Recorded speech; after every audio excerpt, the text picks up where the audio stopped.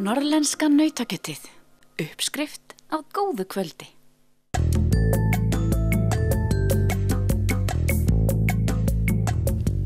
Ferðamannatímabili stendur nú sem hæst þótt vissulega hafi það lengst í báða enda með hverju árinu sem líður. Ferðaþjónustu fyrirtæki Saga Travel á Akureyri sérhæfir sig í að þjónusta ferðamenn með ýmsum hætti, svo sem með því að hafa á boðstólum fjölbreytt úrval skoðunarferða. Og skoðunarferð þarf ekki endilega að hefjast og enda með rútuakstri. Gönguferð Akureyri þar sem sérstök áhersla er lögð á innbæinn, menninguna í bænum eða að kynnast sérstaklega matvælaframleiðslu og matarmenningu er á boðstólum Saga Travel.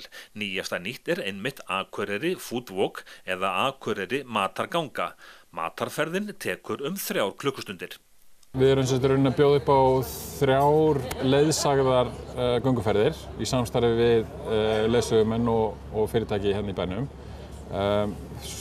Kannski fyrst ber að nefna nýja ferð sem var bara að fara í sölu, sem í samstarfi við fyrirtæki Reykjavík sem heitir Reykjavík Food Walk, og það er rauninni bara sambærileg vara og hefur verið að bjóða þar í mörg ár og heitir Akureyri Food Walk hér og er rauninni svona 3 tíma leiðsög matarferð bæinn okkar, þar sem við förum í heimsókn á veitingastaði, smökkum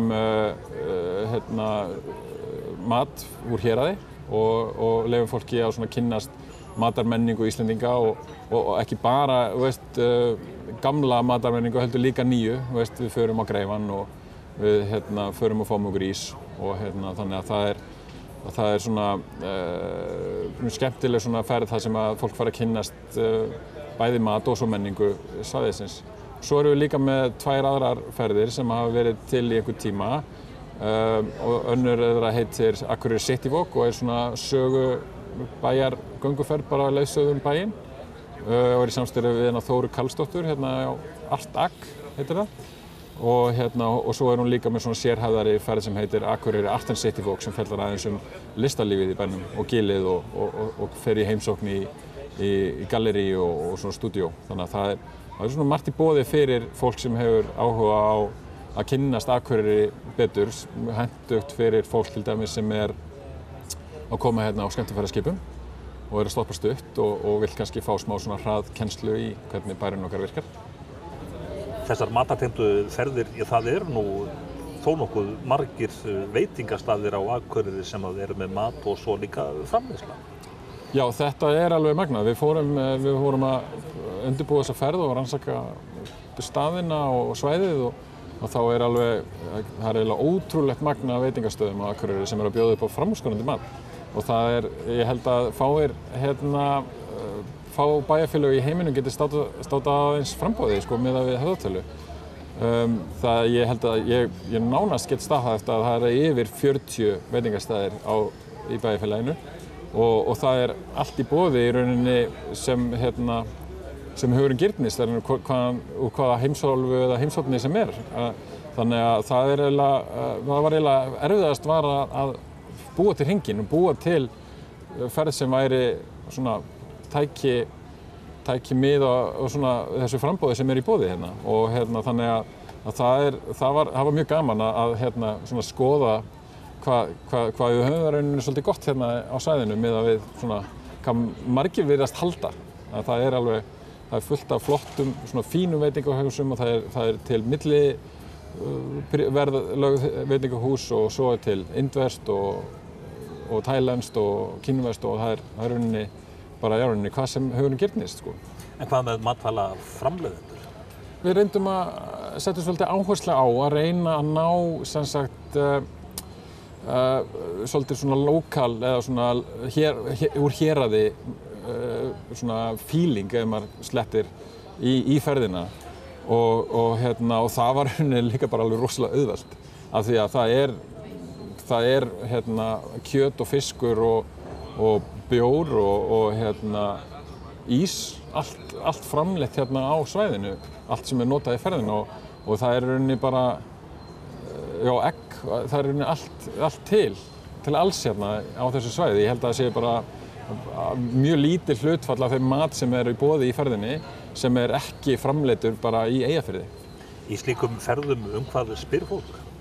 Það í rauninni allur gangur á því, það bara mjög persónubundið og þið tala það leiðsögumennirnir hjá okkur. Við erum náttúrulega líka með leiðsagðarferðir í Mývatnssveit og upp í Öskju og það maður oft spyr þá, ekki leiðilegt að vera alltaf að fara sama hringinn á hverjum einasta degi? Og þau bara nei, það vegna þess að það alltaf mismunandi fólk og þessar ferðir snúast alltaf fólki sem í því og það koma spurningar bara það hvernig við heitum húsin okkar og hvernig af hverju við málum ekki öll í sama lit og svo verið að spyrja stjórnmál og veðurfar og veturna og svo á veturna verið að spyrja sumrin og miðnætursólina og norðurljósina. Það er bara rauninni algjört skotleyfi á leiðsögumanninn og hann fara að vera svolítið kokkraustur og bara láta vaða og stundum þeir nú sumir þekktir fyrir að skreita og en það fólk hefur nú yfirleitt gaman af því. Þannig að það rauninni bara eins og ég segi, bara fer eftir hvað fólk hefur áhuga á. En eitthvað mismunandi eftir því frá hvaða þjóðlöndum fólk sem fer í slíkar ferðir eða þetta aldurstengt?